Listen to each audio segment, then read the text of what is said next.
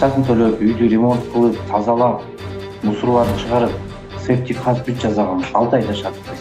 Карындашым чалат, тиги үйдүн ээси мас болуп келип, мени сабап салды деп. Анан эшикке чыгарып салыптыр. Милицияга заявление жаздык, ушинтип карындашым сабады, урду деп. Милиция кызматкерлери билбейм эми кандай иш алып барышат. Бизге көңүл бурбой коюшту да. Сиз албайсызбы заявлениябызды? Все болду, үйөргө барып эле чыгып болдуңуз. Журналист биз Күмүш айдеңизди чакырдык.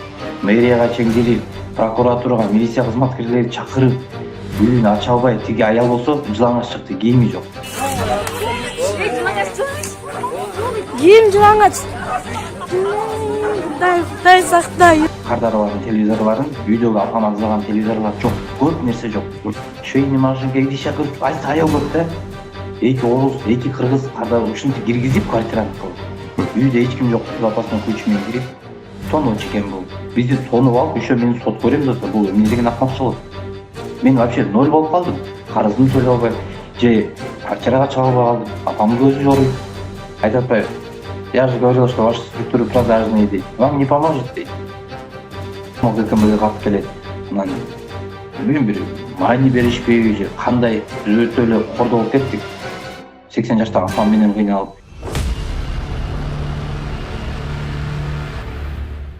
Ассаламу алейкум. Аты жөнүңүз ким? Алейкум ассалам, атым Мыңкыбаев Нурлан Токтоболотович, 1987-жылкымын. Нурлан байке, сиз бул биздин эфирге эме биздин каналга кайрылып турсуз. Негизи көйгөйүңүз не болуп атат? Мен ушун боюнча бул квартира алып туруп анан ошо хозяина деген эме буюмдарыңызды алып сатып деген деп уктум да менчи. Биздин көйгөй, биз бир жыл мурун 2023-пү бир орус аялдын үйүнө апасы менен жашайт өтчү. Биз квартиранын болуп киргенбиз. Акчасын алдын ала төлөп. Кайсыл жактан? Токмок шаарында, Слободская 170. Анан биз акчасын төлөп, үйүн бүт тазалап, үй аябай кир экен да. Комуштар жашаган, иттер жашаган, анан акчасын төлөп, үйдү ремонт кылып, тазалап, мусорларын чыгарып, септик казып бүт жасаган 6 ай жашадык биз. Апасына да инвалидный коляска алып берип, 6 айдан анан апам көзү ооруп, Бишкекке биз кеттик, Айса Акынбаева көчөсүнөнчү. Ошол апамдын көзүн дарылатканга алып барып, анан карындашым чалат, тиги үйдүн ээси мас болуп келип, мени сабап салды деп. Анан эшикке чыгарып салыптыр. Үйдү жаап туруп, анан иттер кармайт да. Жети питбуль ити бар, ошо иттерин коюп коюп. Биз Бишкектен келебиз. Келсек үйүн ачпайт, карындашым бети тылган. Анан кийин милиция кызматкерлерин чакырдык. Милиция кызматкерлери келди, бакырып кыйкырып атышат, ач деп ачпайт, камерамен тартып турду үйүнөнчү биринчи. Ошентип үйдү ача албай койдук биз.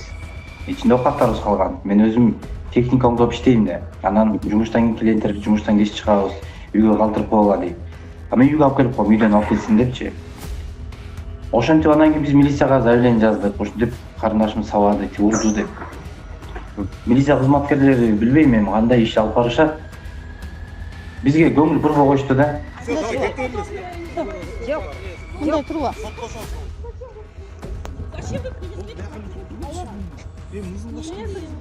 Сот албайт ба заявлениябызды байке? Байке, кыскача айтканда биздин заявлениябызды албайт ба сотто? Биз уже канча 7-10 жолу бардык байке. Биз өзүбүз кирип барабыз анда. Керек болсо киребиз. Рот закрой лучше. Керек болсо киребиз да байке. Биз сотто эмне кылабыз сен? Биз албайт ба заявлениябызды? Заявление албайт адвокат. А бизге акчабыз жок, адвокат көмөктөн. Бош төлөгөн. Рот закрой лучше. Рот закрой.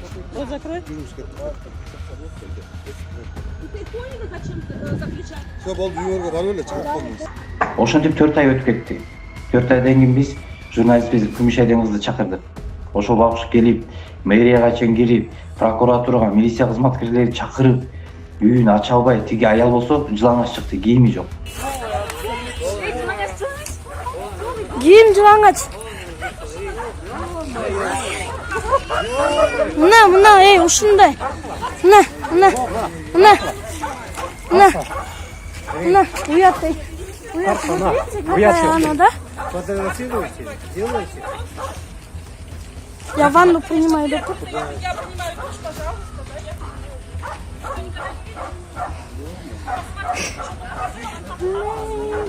Кудай сактай, ёппанский, ёп.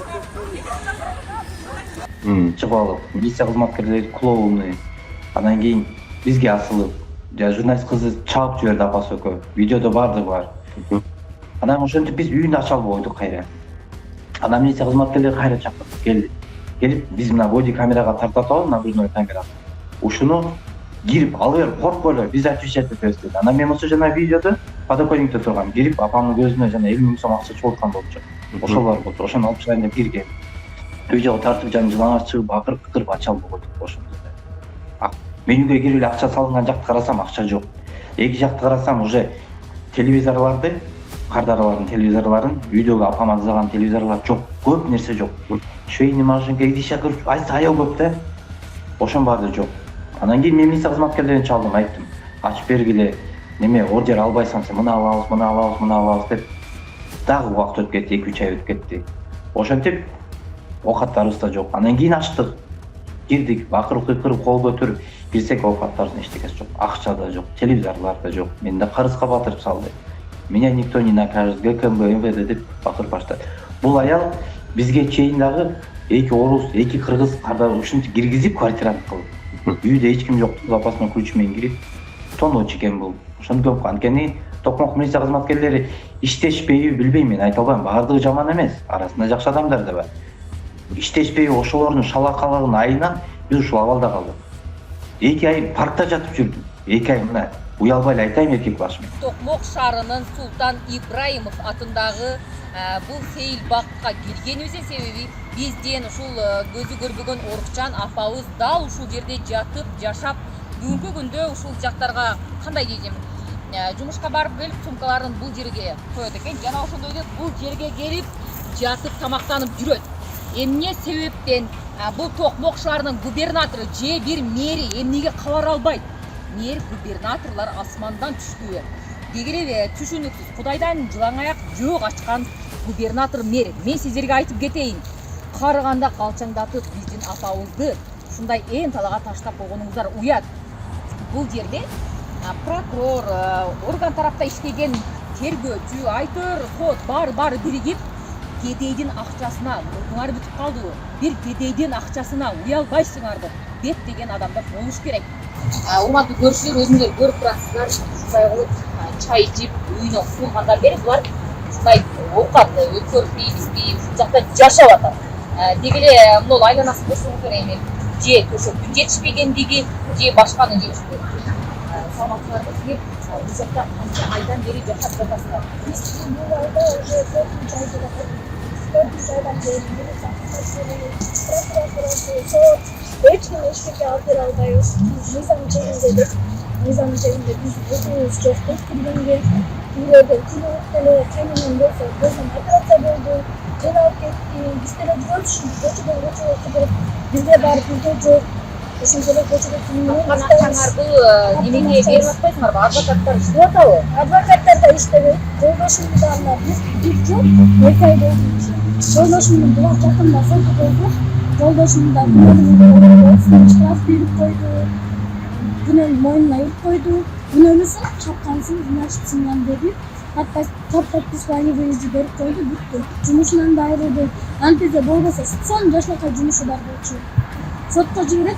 Сот биз мындай мелкий жумушту карабайбыз деп айтат. Прокуратурага барсак, тиги следовательге бар дейт, следователь барсаң 3 следователь алмаштырды. Үчөө бири-бирине тиге бар, буга бар деп эч ким эчтеке бизге бир чалып айткан жок. Делону бири-бирине өткөрүп эле биз да ар жака бар, бер жака бар деп бизди футбол сет атат. 4-нчы ай кетти уже. Биз жүрөбүз шүкүр. Акчаңарды эле ушинтип ар кайсыга жумшап, квартирага чыга албай атасыздар. Квартирага чыга албайсыз, акчабыз чогулбайт. Жолдошум айтып атпаймынбы? Мурун жумушу жакшы болчу, азыр жумушу аябай редко болот да, болсо болот, болбосо жок. Бир күндө ачкайт, бир күндө ток болот. Болгон чогулткан акчабыз бастан акча чогултуп, эми помощь сурайбыз да, айла жок, таныштыктан сурайбыз. Ошол помощьтун баары адвокаттарыбызга кеткен. Биз өзүбүздүн азыр акчабыз жок. Бул окуя боюнча мэр губернаторго барып даттандыңарбы? Даттанды, бирок прокуратурада эмес орун басары бизди карап шылымдап койду, кайра күлүп отурду. Биз мамам жалтырап ыйлап отуруп айтса, кайра күлүп койдук, карап отуруп. Эми биз эмне кылып элек сындырганы чын экен деп айтпайбыз. Экспертиза чыгат да ошентип койгон да. ошондо жолдошуңар урган эмеспи? Жок, урган эмес. Кудай алдында турабыз. Мына нан турат, нанды камап деле айтам. Жолдошум сүйлөсө сүйлөйт, урушса урушат, бирок колу тийбейт. Мен жашап келатам, 2 баласы бар.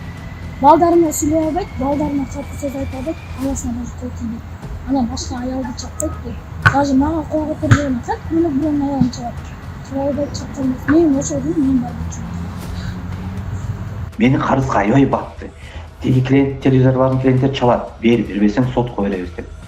Анан кийин бул барып туруп мени сотко берет кайра. Сотко берип бул иш эскирип кетти деп сот токтоп койгон жакында эле. Барып туруп кайра жазыптыр. Үйүм, кайын журтум үйүнө чейин барып коркутуп, мен балдарым жаман нерсе кылып коем. Кызым школдон келе жатса, кызымды школдон бир мас кишини аңдытып, өзү аңдыйт, бул чакмак. Бунун Токмок шаарында баарды тааныйт, бул болбой калган акмак дейт. Анан кийин бул болсо баягында апасын инвалид, биз алып берген инвалидный коляскага отузуп, базарга чыгып кайыр сүрөтөт. Колуна кардон карматып. Анан оозу аябай жаман аял экен булчу. Ар кандай нерселерди жазып, дагы мен комментарийлерди скриншот кылып коем, жакшы болуптур. Ошентип биз жанагындай абалда калдык, сарайда жашап калдык. Мен квартирага чыга айтсам чыга албайм. Негизи деген бул окуя деген мен билишим боюнча былтыртан бери болуп атат, Ооба, былтыртан бери.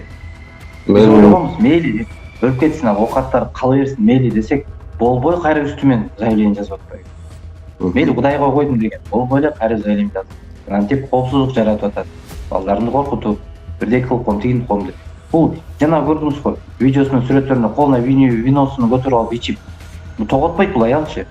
Ушунча бизде структура турат, ушунча органдар турат. Билбейм ушул аял күчү жетпесе кандай структуралар ал. Биз депутатка да жаздык, президентке да жаздык. Мен уже айланып кеткен Рамазан Кадыровго жаздым. Ушу биздин катыбызды, биздин чоң жетекчилерге жеткизип койгулачы деп. Бул мейли ошентип тоноп калса бир жөн эле, бул антип да калбайт дегенде. Бул до конца мени соттойн деп бизди тонуп алып, еще мени сот көрөм десе, бул эмне деген акмакчылык. Мен вообще ноль болуп калдым. Карызымды төлөй албай, же квартирага чыга албай калдым. Апамдын көзү жоруйт. Мен сураган жокмун эч кимден. Ошол сот ишин бүтсө мен жумушума да иштей албайт. Кайра эле сот чакырат, же сот тура чечим чыгарбайт. негизи деген МВДнын башчылыгына кирип көрдүңүзбү беле? Биз где-то калп айтпасам мен төрөгага чейин кирдим. Мен Бишкекте паркта бир күн жаттым. Түнөдүм, чтобы эртең менен ушакта депутаттар коштойн деп. Урунага чейин кат салдым. ГКМБге кайрылдык. Болгон жер где-то общий 300 кат кеткен. Мен даже жана каттар KG'ге да жазгам. 20 кат жөнөттүм. Атамекен партиясына кайрылган. Эрлан Кукулов келген. Туруп билбейм, эчтеке кылган жок, жардамчысы номерин берет. Но бардыгына бак, ушул Дастан Бекешев да аябай адам экен да. Ушу бирдей кылып, катты жеткизген, ушу аракет кылып. Анан билем болгон депутаттарга кайрылдым менчи. Прокуратурада иш козгоду? Ооба, прокуратура эмне? Прокуратуранын барсаң жардамчылары, прокурор жок, тиги жок. Анан кийин бирдеке жазышат, кайра биз жакка чыкпайт да, кайра орус ал жакка тартат. Анан биз айттык, бизди тонуп жатса, биздин оокаттар салып сатып жиберсе, эмнеге бул иш козголбойт? Мага эле кайра сот козголот. Жок, сот сокурду, же прокуратура сокурду, буну кайра эле поддержка кылгандай болуп калабы, түшүндүрүп айта албайм да менчи. Прокуратурада эле жакшы иштеген адамдар бар.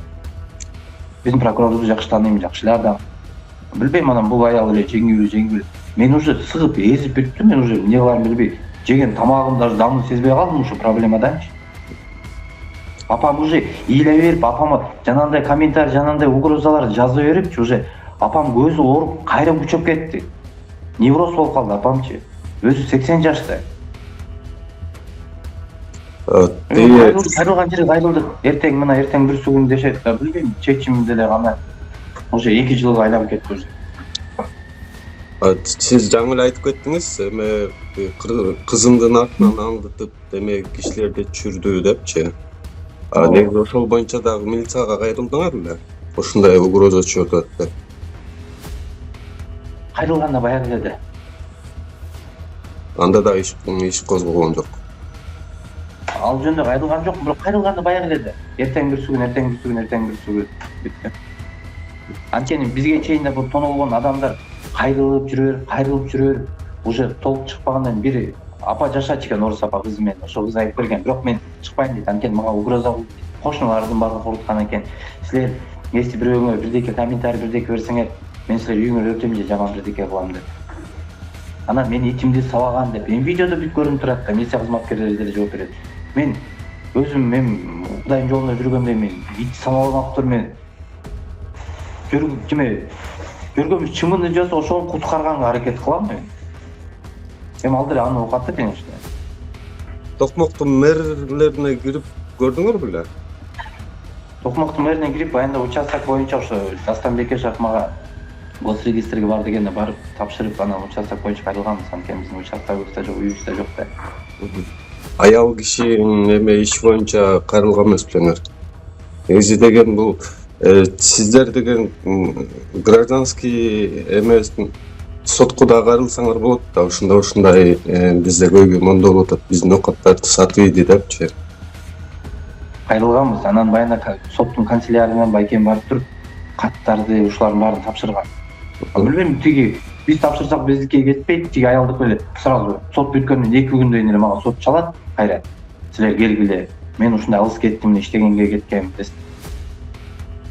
силерди неме заставить этип алып келет дейт. Мен соттордон качпачымын деп, мен постоянно убак менен барып жүрбөдүм эле.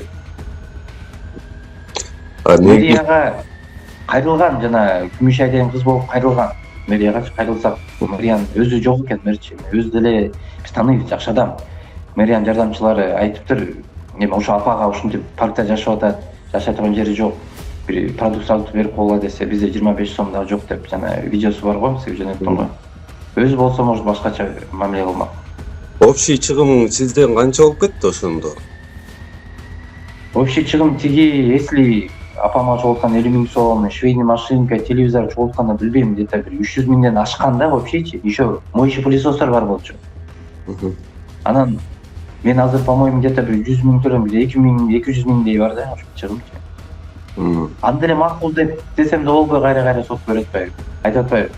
Я же говорил, что ваши структуры продажные, дейт. Вам не поможет, дейт. Ошентип эле ачык айтып атабы? Ачык айтат, жана комментарий көрүп да көбүн модератор болгон, аябай жаман жазган. Мен да ушум боюнча бул сиз эле эмес жабыркаган, мен билишим боюнча. Аларды коркутуп тур да. Эси чота кылсаңар үйүңөргө келип, бирөөлөр жөнөтөм, үйүңөрдү өрттөп кетем деп. Бул токмокту баары менен соттошкон, бүт даже өзбек бир туугандар тааныйт экен. Жок, бул болбогон тварь дейт, бул адам эмес дейт. Эми өзүнүн апасын кайры суратып чыгарып аткандан кийин. РППга түшкөндөн кийин бул иш козголуп прокуратурага өтүш керек болчу да. Бунун баардыгын Элдияр деген ошол жактын участковый болчу. Ошол участковго биз канча кайрылдык. Жардам бер, мына жардам бер, мына жардам бер, мына жардам бер деп анан биз эси жаман адам болсок дедим. Мен барып үйүн талкалап, законго баш ийбесе берсем мыйзамга, үйүн талкалап, үйүн тияк-бияк кылып, кордук көрсөтмөкмүн дедим. Бул наоборот кордук көрсөтүп атпайбы бизге. Анан мен итимди урду, иттим эмне урам, мен ит при чем тут? Милиция кызматкерлери тартып алган көргөн, мына биз отвечать алайын деп кирдим да мен өзүм акча. Көп нерсе жок. До сих пор мага клиенттер чалып айтышат. Сотко берем, төлөбөсөң деп. Эми акырындап төлөп атам, мен айттым, мен өлүп калсам мен акыретке муну алып барбайм деп. Азыр сиз Токмокто эле туруп атасыздар да? Мен азыр Токмокто эмес, мен азыр Каракөл шаарынан келгем. Ошол жакта иштеп, мына телевизор оңдойм да, кичине үйгө акча кылып экен, арызга чыгайт да. Ошого кичине иштей коеюн деп. Токмоктон жакшы бербейт атпайбы тиги.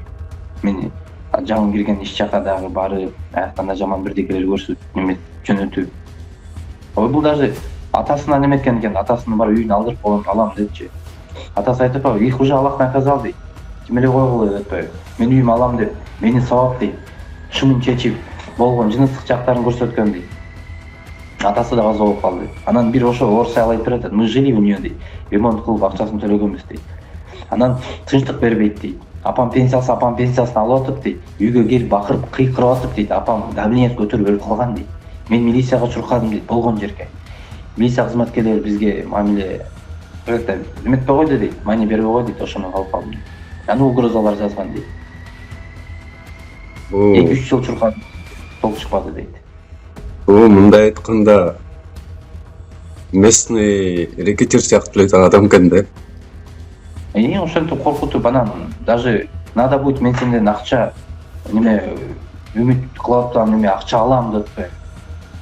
Сен бул иштен только когда я успокоюсь дейт, сени камап отургузам же акча берсең дейт, ошону эметип канча ташип анан кийин биздин президентке жетпей атат. Эми биз көрүп атабыз биздин канча ташип разрешение кандай иштеп атат.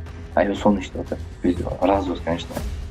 Көп жашасын, конечно. Ден соолук берсин Аллах. Президентибиз да жакшы иштеп атат. Эми билбейм, биздин катыбыз жетпегенден уже 2 жылдан уже кор болуп кеттик, кажется. Мен чайын чыгам же карызым төлөйм, кандай бар. Унан болсо унан ичинде жатып отуруп иштемекмин же унам жок. Анан эми ошол эми бул аялды билбейм. Бул аял даже буну айтат, что бул үйлөрдү дейт, 2 үйдө жашайт да. Ушу үйдү если налоговый текшерсе дейт. Ama бул үйдө бирөөдөн тартып алгандай да. Буну түйүнөн чукуп чыкса бирдеке чыгат да. Меня никто не накажет. Например, кто ГКМБ деп продажный дегенде кандай? Может президентке кайрылуу жасап коеюн. Кайрылуу жасасаңыз болот. Салам алейкум, урматтуу Камчыбек Кыдыршаевич, биздин генерал, биздин урматтуу президент Садыр Нуркожоевич Жапаров. Менин ушу кайрылуум ушу 2 жылдан бери биз ушул маселени чече албай жүрөбүз. Бизди тоноп, анан бизди сотко берип, ушу Кыргызстандын баарын жамандап, Кыргызстанда жашап, ушул жаман сөздөрдү айтат. Биз Кыргызстанда жашап, Кыргызстандын жерин төрөлүп, анан ушул бир аялдан кордук көрүп жатабыз. Ушуга бир өзүңөр көзөмөл салып койсоңор. Бул өтө эле милиция кызматкерлери буга көңүл бурбайбы же кандай? Бул өтө эле кутуруп баратат да. Жанында балдарыма коопсуздук жарап жатат, балдарыңа жаман нерсе кылып кол. Түнкүсүн бир мастарды жөнөтөт, кызымды школдон аңдыйт, балаңа жаман нерсе кылып кол, бирдеке берип кол, надо будет балаңды урдап кетсең, анан издеп таап көр деп ошондой коркутуулар болот, акча талап кылат. Ушуларга бир суранычым менин, көңүл буруп коңузчу, пожалуйста. Биз ГКМге деле кат жаздык, президентке деле жаздык, сизге деле жаздык, президент, урматтуу президент. Биздин катыбыз жетпей, депутаттарга деле кайрылдык. Токмо ГКМге кат келет. Анан билбейм, бир маани беришпейби же кандай, биз өтө эле кордолуп кеттик. 80 жаштагы апам менен кыйналып, эми кышы бою ошо сарайда жашаш деле оор. Эми выходым жок болуп атат да. Карыздарды кутуламын же квартирага чыга албайм. Аз квартирага чыгыш үчүн да 10-15 миң 3 ай бир период төлөш керек. Андай акчам жок мен. Анан апамды дарылашым керек, бала чакам тамак ич керек, оокатташ. Өтө эле кыйын болуп атат. Ушуга маани берип, өз көзөмөлүңүзгө алып коюңузду суранам. Урматтуу Камчыбек Кыдыршаевич, урматтуу Садыр Жапаров. Ушул силер деле көп адамдаргачы жашоосун неметкенге, эми Аллахтан ушундай адамдар жаратты да силердичи. Ушулардын жашоосуна себеп болсун депчи. Силерге да рахмат, чоң рахмат, Алла ыраазы болсун. Силер да аман болуңуздар. Ким ошо редактор, ким ушакта иштесе ошол адамдар Аллахтан өзү эле колдоп жакшылыктардын баарын жеткей ийгиликтер. Рахмат силерге. Чоң рахмат. Урматтуу көрүүчүлөр, 100 дос бир максат деген акцияны улантып жатабыз. Бизди колдоңуздар. Темиров Лайв, Айдай десе жана жалпы биздин команда көз карандыс журналисттерди сактоо үчүн сиздердин жардамыңыздарга муктаж. Бизди Patreon'дон колдоп, чыныгы журналистиканын жашаасына салым кошуңуз. Азыр колдоочулар 76га жетти. Дагы 24 адам кошулса, ушулайда максатка жетебиз. Назарыңыздарда асман жаңылыктары болду. Чындык кымбат. Бирок аны жашырып коюш андан да кымбат. Мен Улан Нурманбетов болдум. Көрүшкөнчө аман туруңуздар. Кызык жашоо башталды, иштеп эле баштады. Бир муштумдай түйүлөлү бириктирип жаштады. Эч кайдыгер болбойлу, келечекте хойлойлу. Жагалданбай байларга, мыктыларды колдойлу.